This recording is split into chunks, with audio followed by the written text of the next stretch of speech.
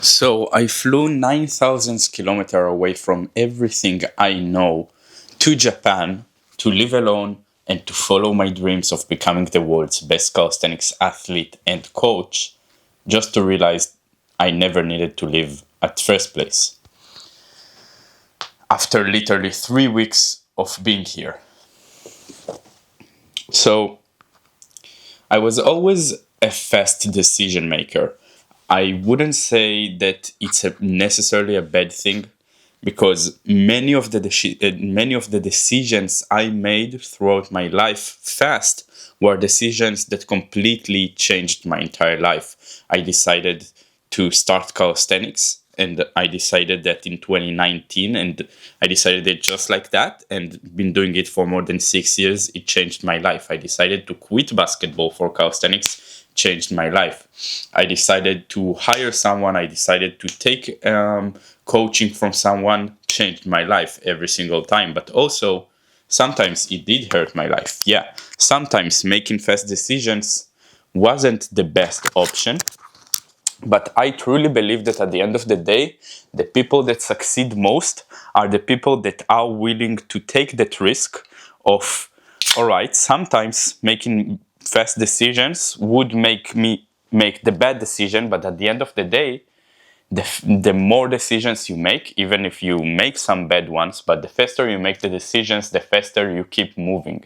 So I'm kind of a nerd, and there's these two Rubik's Cubes champions. Like there are, I think right now, I don't know right now, but I think there are like top one and top two in the world in solving 3x3, which is the most common.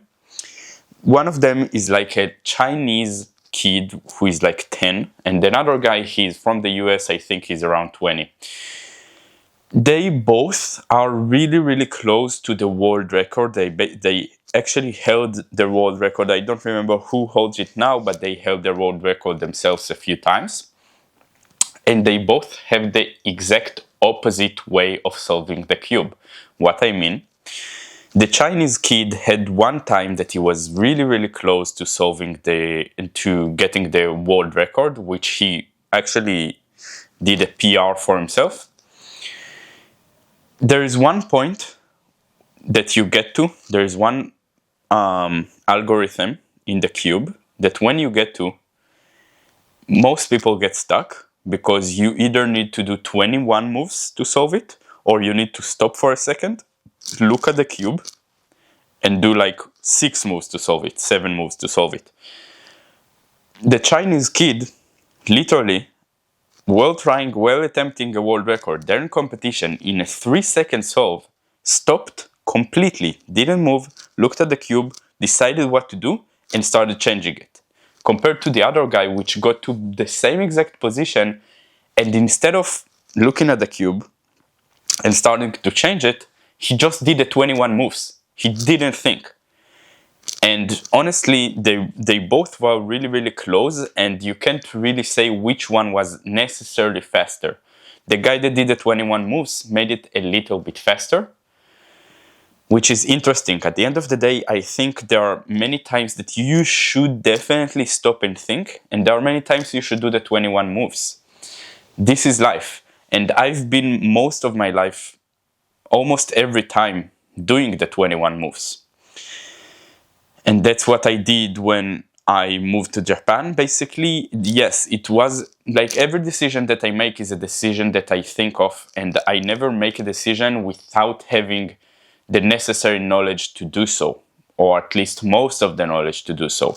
I most times would take a decision, even if it's like 55% the right decision compared to 45% the wrong decision, because it's still a higher percentage that it's right. And if it means that this one is a higher percentage that it's right, then the other option is a higher percentage that it's wrong, and that's a very easy decision to make if you go for what's most likely to be right, even if it's in a little. That's what I did with Japan. I thought that I need to leave home. I need to leave my parents' house to move here. So I have this necessity to make money. Now, keep in mind, I've been making $10,000 per month for 2 months straight, and then before that, it was like $7,000 per month for like 3 months straight for my coaching. But I felt like I need more burn to move faster, and I thought this would give it to me. And I also wanted to go to Japan. I also wanted to live alone. I wanted to see how that goes. But I think I did the 21 moves a bit too hard on this one. A bit too hard, because I came here, I had nothing, I had no plan. I felt like I got punched in the face. It was really hard. Japan is in the other side of the world. All of my colleagues, all of my students, every lead that I work with is completely opposite of me. I have no one here. I don't know the language. They don't know English. I freaking love Japan, but I don't have time to travel in. So I'm basically in my room the entire day working, which is good because I want to work, but there is no reason for me. If I'm locking myself in the room, there is no reason for me to do it from Japan, where I spend like $2,000 per month on necessities, on living, if I can do it at home for free and probably get better results, because I have better connection with leads, I have better connection with colleagues, I have better connection with students. And I don't waste money on living, which is super important, because right now I'm putting $2,000, which is at this point 20% of what I make a month, on living. And I could be putting this 20% of ad spend, I could be putting this 20% on something else, on hiring another coach, on hiring another editor, so I can finally make YouTube videos, but I can't right now because I need it for living. And I realized that that's just a freaking stupid decision to make. Like, I came here because I want to... That's literally the first sip that I took, because I've been talking the entire time. I came here because I wanted to improve my business, thinking this would push me forward. Like, I have to make money because I need to pay rent and I need to pay for the food. But I didn't need it at all. I didn't need it. I've been working 16 hours every day when I was home. I've been doing everything when I was home.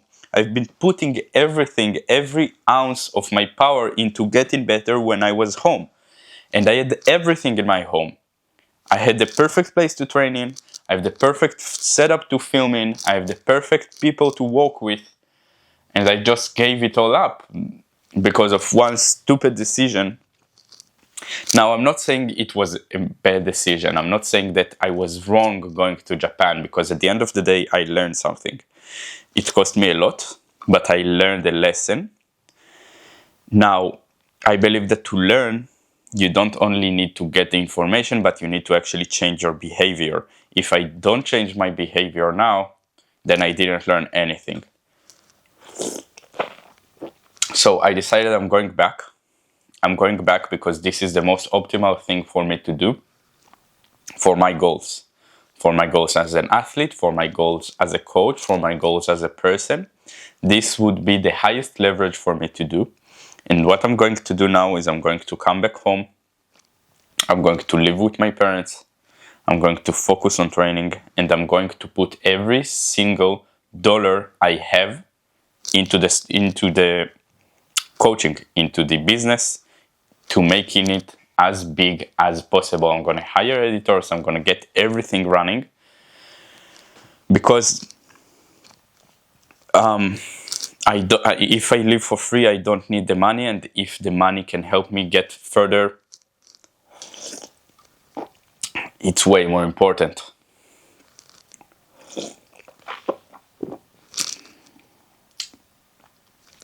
And also, one big thing is I'm fucking alone here. I thought, like, yeah, I'm good alone. I like being alone. Even when I'm in Israel, I'm alone a lot of the time. But I miss my friends. I miss my family. I miss my freaking little brother, bro. Like, I'm not joking. Yeah, I honestly don't really like the country that I was born in because of, the government and the wars and everything. But I love the people. I love my friends. I love my family, and I miss them. I want to come back, And I feel stupid because, yeah, it feels fucking stupid. But I don't give a shit. I know it's the right decision. And I'm the guy that's gonna make the right decision. I'm not gonna make the wrong decision just because I'm scared of what people think if I do what I think is right. This is me. And I think one of the biggest lessons that I've learned from it is that, yes, making the 21 moves is super important. But also making the 7 moves is important sometimes. Stopping, looking at the cube, and making the 7 moves.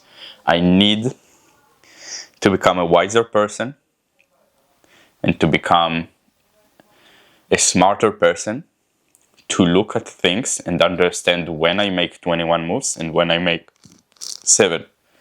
And maybe I need to find somewhere in the middle.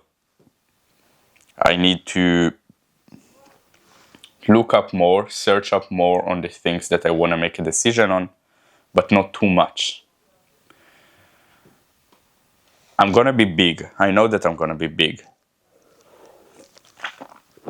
Me and Itai are making something that's gonna change calisthenics forever. We are building the biggest coaching brand for calisthenics. We're gonna have so many students, we're gonna make so much money, and we're gonna help calisthenics so much. And I'm filming these videos because I know it's gonna happen. And just like I wish that I could have seen, vlogs of freaking Jeff Bezos in 1995 building Amazon, that's what I'm doing for other people. Now, I'm not saying that necessarily I'll be Amazon because I'm not aiming for that. But I'll definitely be big enough for people to look at this and be like, fuck, learn something from it. And be like, fuck, he knew from the start. That's amazing. I need to be like that. I need to share value like that because there's always someone you can help. Anyway, I actually filmed another video in Japan talking to the camera like this. But I don't think I'm gonna upload it because it's gonna be irrelevant after this video a bit. And I will see you next time in Israel, apparently.